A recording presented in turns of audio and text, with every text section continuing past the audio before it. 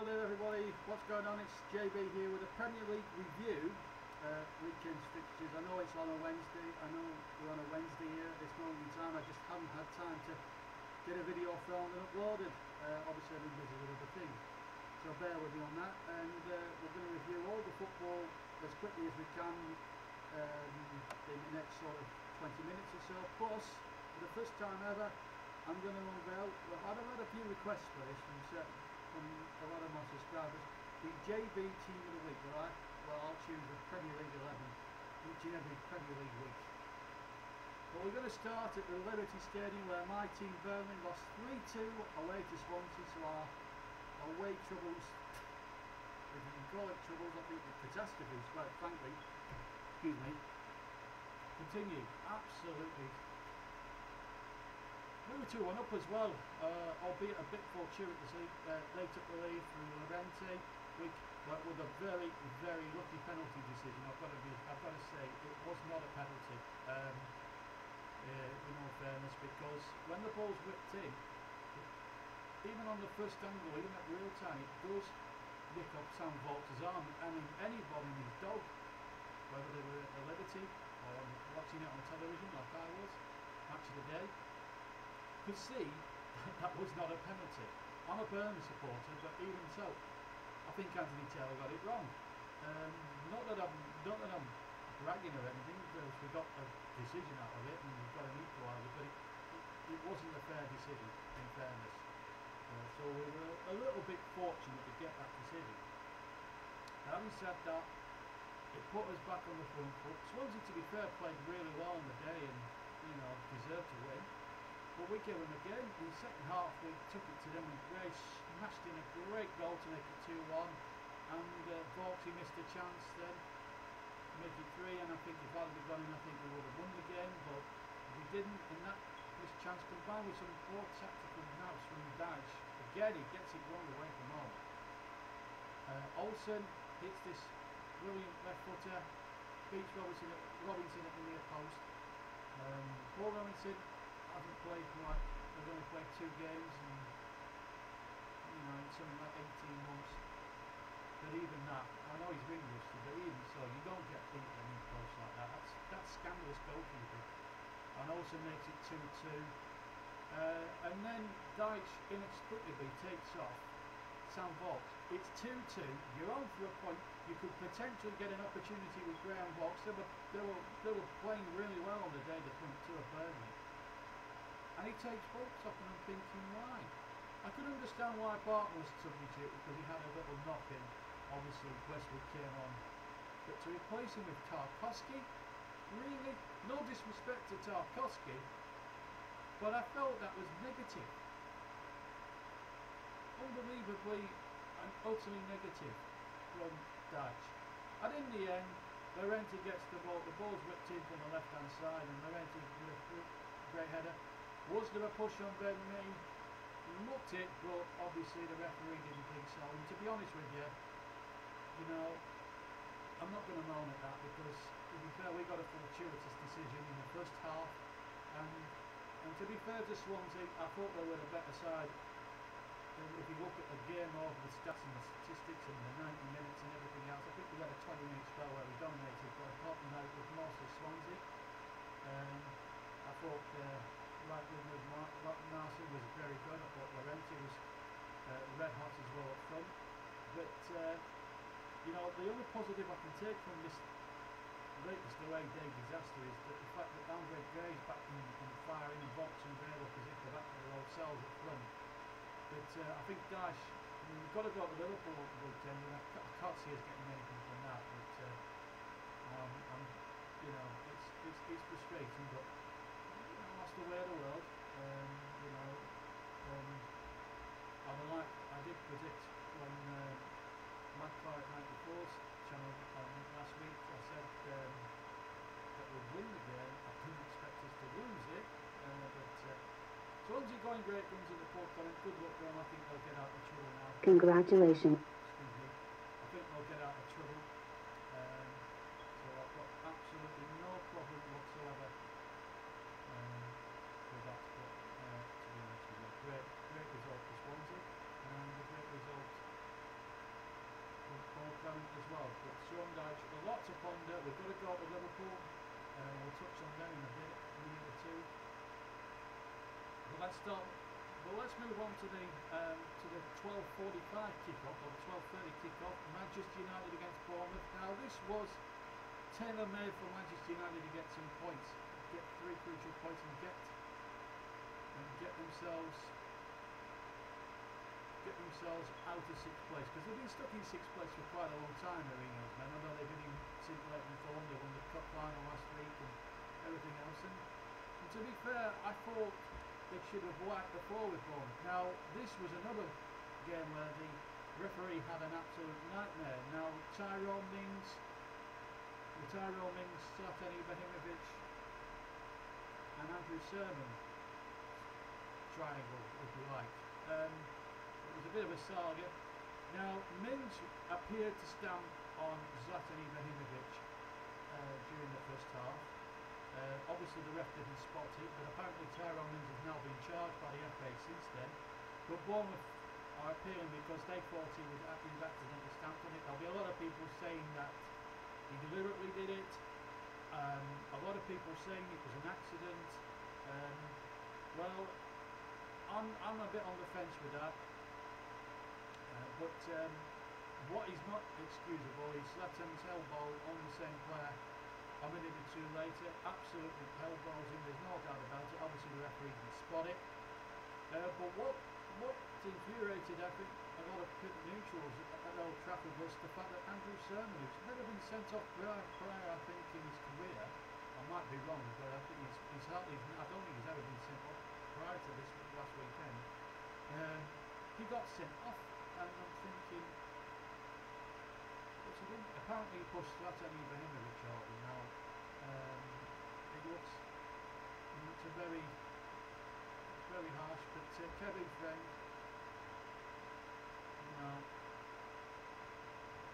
apparently he got an early yellow card for nothing, but he basically pushed Zlatan, and obviously Zlatan has made an absolute meal of it, and he's got the man sent off. Now, I'm not very much Zlatan because he's been a terrific player for Manchester United, but I think he had a bad day at the office.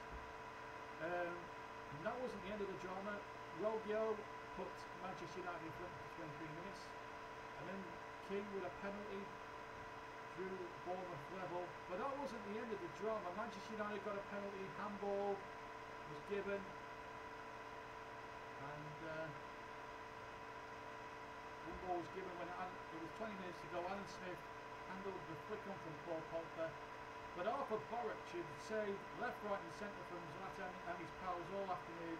He faced Zlatan from 12 yards from the penalty spot and dived the right way and down to his right, and Ibrahimovic's effort was kept out. And to be fair, Bournemouth got in there. They deserved a point with 10 men. I think that's a really, really good point for them. But obviously the game surrounded, of course, in controversy. Nothing controversy, no controversy over the next game we're reviewing. Leicester 3, Hull 1. Big win this for Craig Shakespeare, although I think the Leicester players now are contradicting what they've done. It quite clearly states their last 2 performances obviously are sort of like, I mean, it's amazing really. You get rid of the best Leicester City manager on record, and then they put in two prize brilliant performances just after. Were they playing for the manager? Were they playing for Ranieri? From that evidence, I don't think they were. Unless he was tinkering. John Watson made a point on Football Focus on Saturday before the game that maybe he was tinkering about. Anyway, obviously Shakespeare since then has gone back to basics. They went back to basics again, and to be fair to Leicester, they played really well. But Hull gave them a good game. Lucas put them in front after 14 minutes. But then the Leicester of the last season started to come to the service, just like they did on the Monday night before against Liverpool.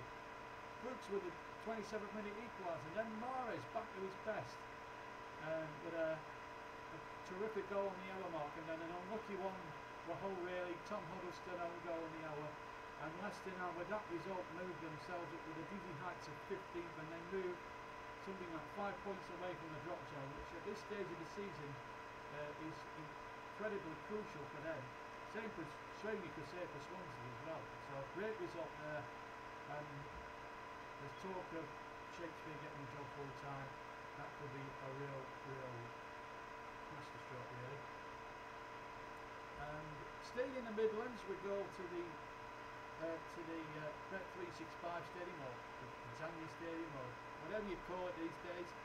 A very good performance from Stoke, who are doing really well in the league. 9th place, which you'd expect Stoke to finish in the round. They've got a very good squad there, good strong squad, and Alturich is probably one of their key players. And he had a super game, 2 goals in the first half against a Middlesbrough side who, to be fair, lack a goal scorer, they lack creativity, their defending isn't great, and their best player's their goalkeeper, Valdez. It says a lot, doesn't it? You've drawn too many games at home. When you're in the promoted side, as Burnley have proved, you have to win your home games. And Middlesbrough, I think I've only won, I might be wrong, 3 matches all season. No, that is not good enough. Karanka, you bought Bamford for 6 million, he hasn't used it. He sold Jordan Rhodes, who could have gotten loads of goals. Forget about the Blackburn past or whatever.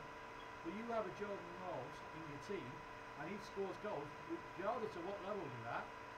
You spend 7 million on him, and you don't use him, then I'm sorry, Middlesbrough, you deserve to go down, and I think you will.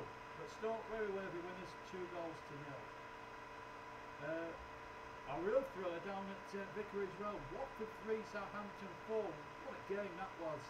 I'm surprised he didn't get top billing on Match of the Day, but such is life, I'd rather see a 7-goal thriller at the start of the Match of the Day than 6 games down the line.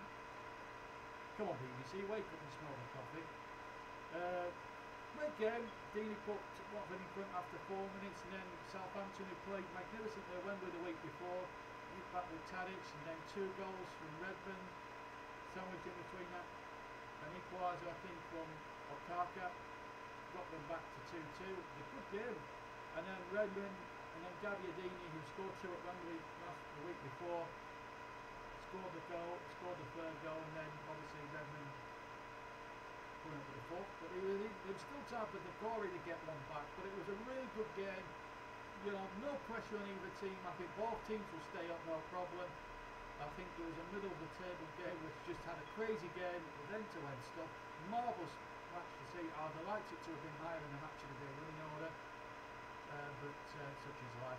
Great game. I think that's one to the neutral that would have been enjoyable anyway. So Southampton winning that one, and then a bit of a shock at the Hawthorns, where West Brom have actually been very good. Were turned over by their bosses' former side, obviously Tony Pulis. There's the issue about the £3 million compensation hanging over him, and his old club came back to haunt him. 2 second-half goals did it. Will Saha, who had a good game, and Andros Townsend, they absolutely cut West Brom to shreds. A rare off day for the Albion, I have to say, but I think Crystal Palace, that's a big result for them, especially on their travels. I think if they get another couple of results, I think they'll be okay. I think Big Sam is starting to get things going in the right direction after a slow start at Selhurst. I think Palace, they should have enough quality to stay up. They've kept a clean sheet. That can only boost confidence.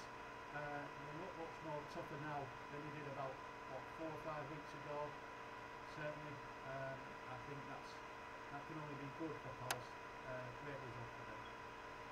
And the final game of Saturday was the tea time game. Now Arsenal, Wenger, obviously whilst I'm filming this, they also had another humiliating defeat last night in the Champions League, 10-2 over Turin against Bayern Munich.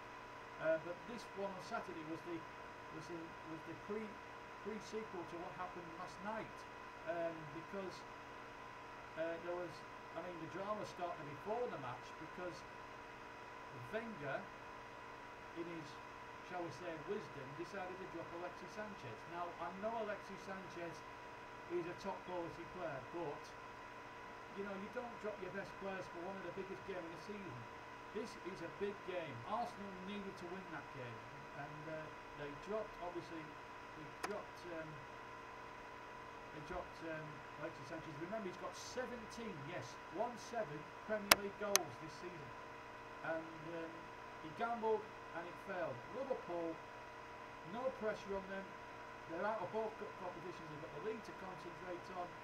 Firmino was superb, scored the first goal after 9 minutes. Then Mane made it 2 just before the break.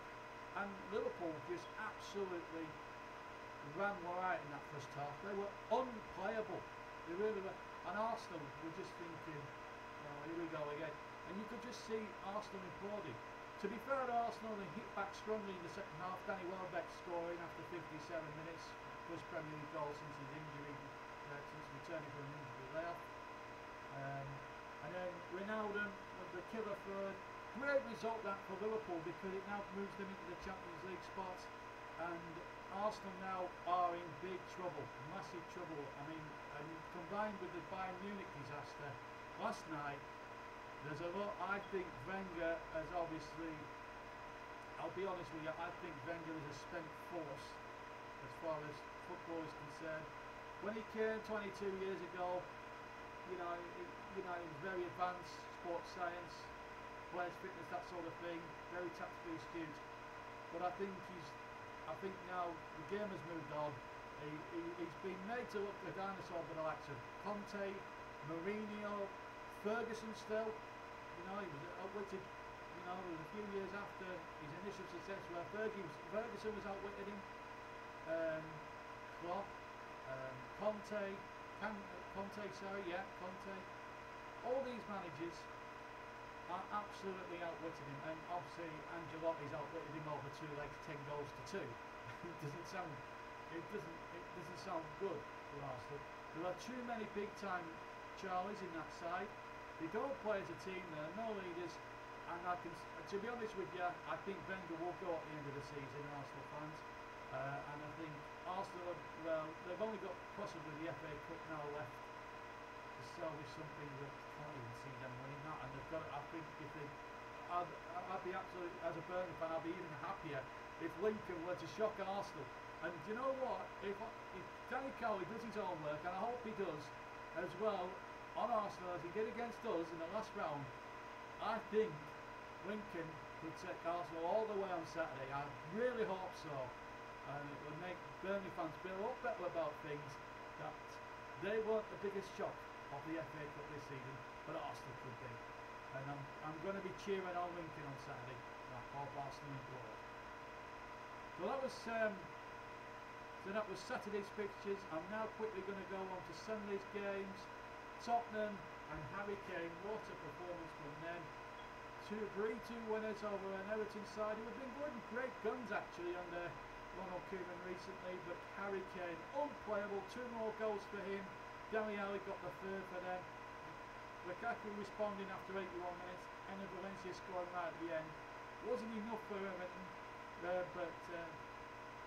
but Tottenham absolutely brilliant. That's 9 wins on the spin at White Hart Lane. It's a fortress for Tottenham, and you have to say 13 goals in just 12 games in the calendar year for Harry Kane.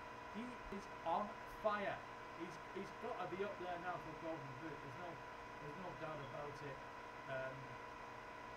The second goal was an absolute gift actually, to be fair. Joe Robles, who I've never rated as a goalkeeper, gifting him the second goal. It was a poor clearance.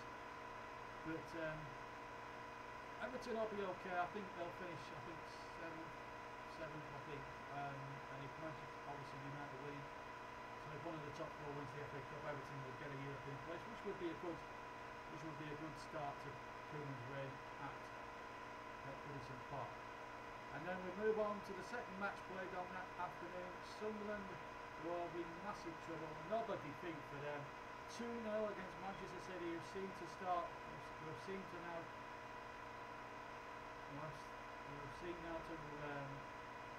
get their form back after a dodgy little middle spell for them. They're still in the FA Cup. They go back to the North East on Saturday. Sergio Aguero back in favour after Jesus' injury, and Sané. Simple victory. I can't really say too much more about that. Sunderland absolutely second best throughout.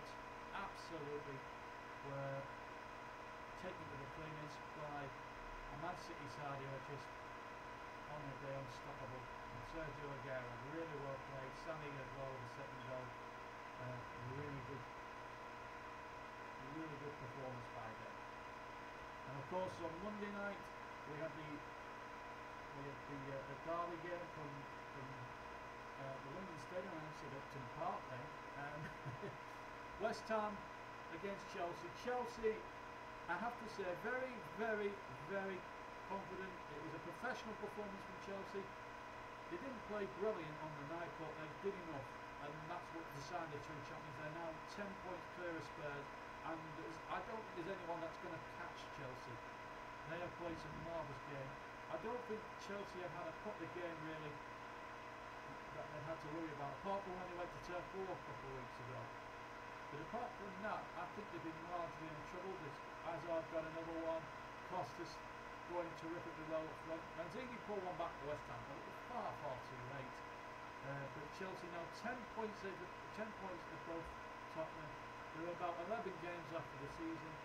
I think if they pick up another 4 or 5 wins, I think the race is over. I think the race is over anyway, but we saw Newcastle only a 12-point lead at this stage to Manchester United, so anything's possible. You can't see Chelsea going from there. They've got experienced campaigners who have been there, seen it and done it and got the t-shirt, and I think they'll be okay. And now it's time for a new feature. It's JB's Team of the Week.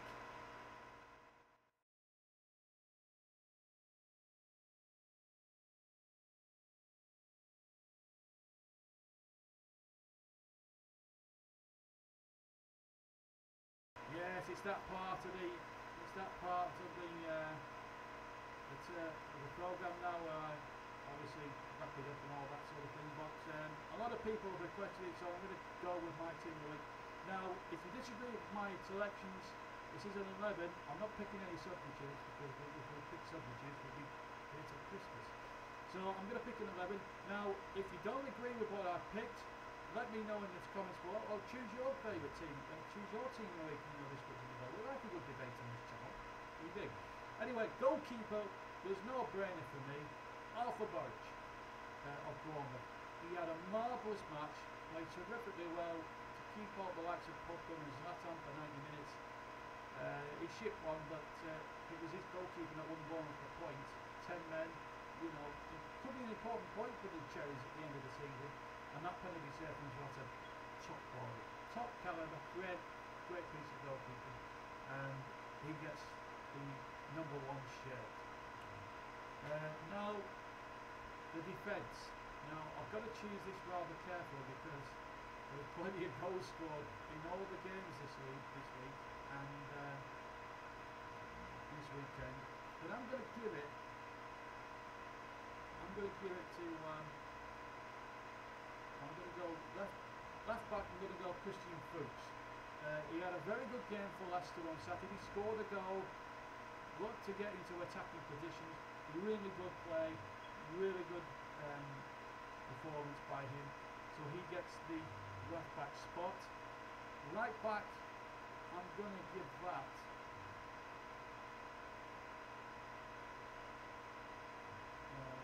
Right back. Oh my goodness.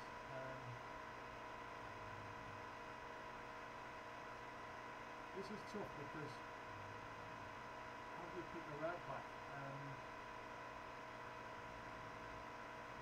I'm going to go safe on this one, I suppose.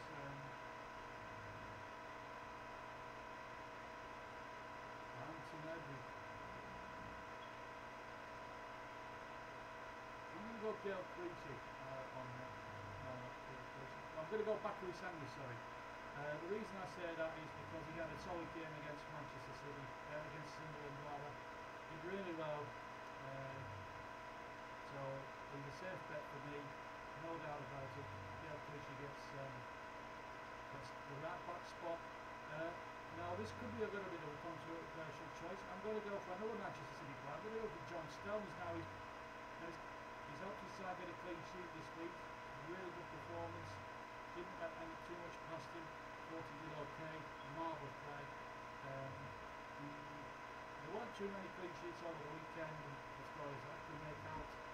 So yeah, I'm going to give one of the centre back spots to John Stones, and I'm going to give the other one actually to I'm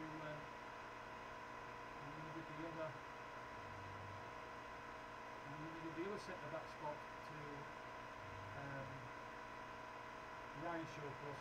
Yeah, he got books in the Stoke game, but you know when you get with him, so you got two different centre backs. So that's my back four. So you've got Quaritch in goal and a back four of Fuchs, Clichy, Shawcross and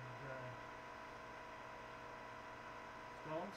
Now midfield, right midfielder, I'm going to go with Narsing of Swansea. I thought he gave the Clark Stephen Ward a very hard time on Saturday. I really did. Putting some lovely ball, putting a lovely ball for the opening goal for Laurenti. And he didn't stop running all day. I thought he had a good game, and I thought he was probably Swansea's man of the match. He really did, well, as well as Laurenti, I thought he was Swansea's man of the match. He was really, really superb. So Narsing gets the right back slot. Left midfield, I'm going to give it to Riyad Mahrez. Last season it was the Riyad Mahrez of old. Really good play. Scored against Hull on Saturday. He really did really well. I was very, very pleased on how he went about it. Two central midfielders. Well, I've got to go with an Arnautovic. I thought he played terrifically well in Stoke's victory over Middlesbrough. Thought he was superb, and I've got to be honest, he looks a really good player, the Austrian. I think, and I'm surprised that much bigger clubs haven't actually come in for him and paid, because I think that guy, the Austrian international, is an absolute world beater, because he puts in consistency, performance week in, week out, and I think he looks a very, very good player for Stoke. I think he could hold his own, certainly in the top four team in any league in Europe, whether it's here, Spain, Italy, France, wherever. I think he's a top four club player, no doubt about it. I think he could play in the Champions League in the club. So Mark Arnautovic gets the vote for me. And alongside him in the midfield, I'm going to go with Dele Alli. And an absolute superb performance again. He's been Mr. Consistency, like Harry Kane, throughout the season. Really good play, and yeah, he gets the nod. There's not much more I can say about Dele Alli, only that he had another superb game against Everton on Sunday. So the midfield is Mahrez, Narsing, the two wingers left and right, and the two central midfielders. I'm going with Ali and Arnautovic. That's it. Couldn't even know how to pronounce it. Now the strikers, this was a difficult one because there was a few good goals scored. You got Andre Gray scoring twice, you had Laurenti scoring twice, you got Harry Kane scoring twice. Now I decided to go with an all-English Liverpool. No disrespect to Laurenti, he did really well, but I'm going to put Andre Gray in alongside Harry Kane. And the reason why I've gone for these two, they're English, they're scoring goals, I think they make a great front two, and I'm going to go with Gray and Harry Kane up front. So let's recap the 11, shall we? So in goal, we've got Arthur Burridge of Bournemouth, no doubt about that. The back four from right to left is basically Clichy, Shawcross, Stones and Fuchs. Midfield from right to left again, you've got Narsing, Ali, Arnautovic and Mahrez. And up front, you've got Andre Gray and Harry Kane. That's my 11 for the week. What would be your 11 for the week? Let me know in the comments below. And finally, donkey of the week. Well, I've got to give it to one man. There were plenty of contenders like Anthony Taylor and Kevin Friend, Zlatan Ibrahimovic and Tyrone Mings. But unfortunately, I'm sorry Arsenal fans, but I'm going to give it to what you used to know him as, the Professor. Well, he's the Wally, as far as I'm concerned. I'm giving it to Arsene Wenger because he dropped a bit of a boom on Saturday by dropping the top scorer and the best player Arsenal have got in Alexis Sanchez. And then obviously last night the team got absolutely hammered 10-2 and he used the referee as an excuse. Of course he made a couple of mistakes, the referee, but you cannot you cannot excuse that pathetic performance you've used in the last 2 or 3 games, Arsenal fans. And I think Wenger, he's a dinosaur, and he's been made to look an absolute Wally, certainly this week. So, Arsene Wenger, you are my inaugural Wally of the week. Thank you very much for watching, everybody. I hope you've enjoyed the football review and the JB11 and everything else. Stay subscribed to the channel and everything else. Have a good week. Until next week, take care, and I'll see you later.